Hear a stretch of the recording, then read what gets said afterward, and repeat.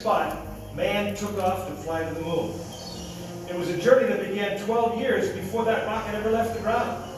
And it started on the other side of the world. Back then, we were one of two superpowers that always seemed to be on the edge of a terrible war. In 1957, the Soviet Union launched the first ever man-made satellite into Earth orbit. They called it Sputnik, which means traveling companion. And in a world where peace hung in a delicate balance, it seemed to create a dangerous advantage. Every ham radio operator in America could hear a beacon. People were afraid. Were the Soviets looking down on us? Watching us? If they could make a satellite pass over our cities, could they do the same with a bomb? Our own space program kicked into high gear, and less than 2 months later, we were ready to launch our own satellite.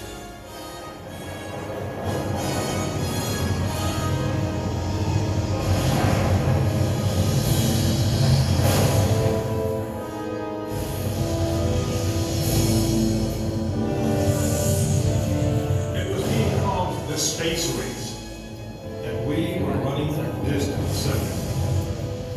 In 1961, we fell even further behind. Soviet cosmonaut Yuri Gagarin became the first man into space, circling the world in just 89 minutes. We had our own astronauts, and they were eager and ready to take the big ride. But our manned space program couldn't seem to get off the ground. We stuck with it, and on May 5th, 1961, things finally started going right. Astronaut Alan Shepard took his ship Freedom 7 6.5 miles into space. America had its first space hero. Just a few days later, our space program received a new challenge. But this one did not come from the Soviet Union. It came from our young president. In one inspiring moment, he changed the mission from one based in fear of the present to one of hope for the future. But why, some say, the moon? Why choose this as our goal? And they may well ask, why climb the highest mountain? Why 35 years ago, fly the Atlantic? Why does Rice play Texas? We choose to go to the moon. We choose to go to the moon.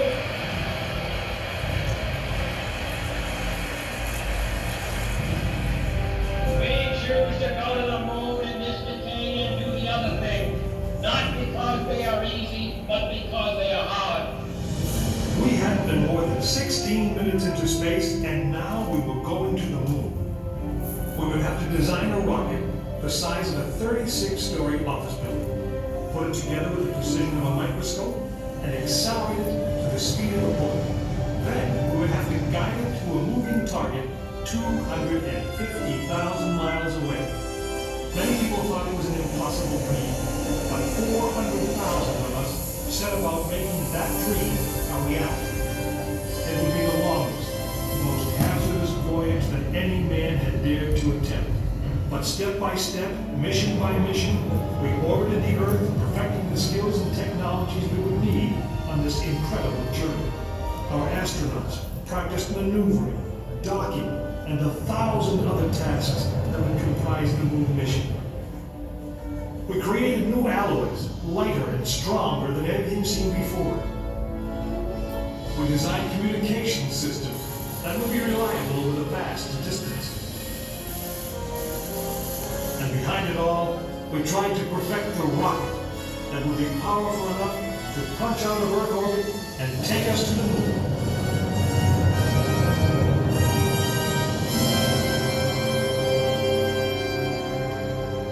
One day, however, the dream of flying to the moon almost slipped away.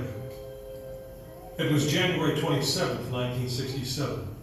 Astronauts Virgil Gus Grissom, Edward White, and Roger Chaffee were on board Apollo 1 for a plugs-out test, a full-scale dress rehearsal for the actual launch. Suddenly it happened. There was a fire in the capsule. 3 men whose lives had been in our hands were lost. Surely the opening vistas of space promise high cost and hardships, as well as high reward. history of the United States was not built by those who waited and rested and wished to look behind them. After Apollo 1, some thought we'd failed, and that the moon was out of our reach.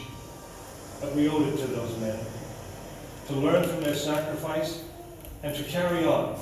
We started taking the Apollo vehicle apart, piece by piece. Was the design flawed? Had safety been compromised? Tough questions. And we spent 1.5 years redesigning the spacecraft so that no astronaut's life would ever be at risk because we overlooked something, or because we could have done something better.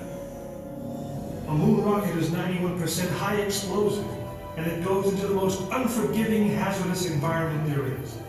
We could never make it risk-free, and the men who flew them knew that. We didn't send men into space again until Apollo 7 orbited the Earth, testing some of the new designs. When everything worked perfectly, the decision was made. The next mission would travel to the moon.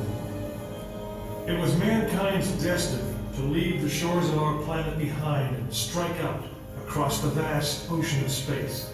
In the great span of our history, now was the time that we could.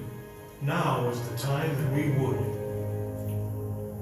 We stood on the eve of the longest, most dangerous journey that any man had ever undertaken. And it would be taken by Frank Borman, James Lovell, and William Anders, the crew of Apollo 8. Through those doors, you'll find the firing room, launch control, just as it was on December 21st, 1968. Please gather all of your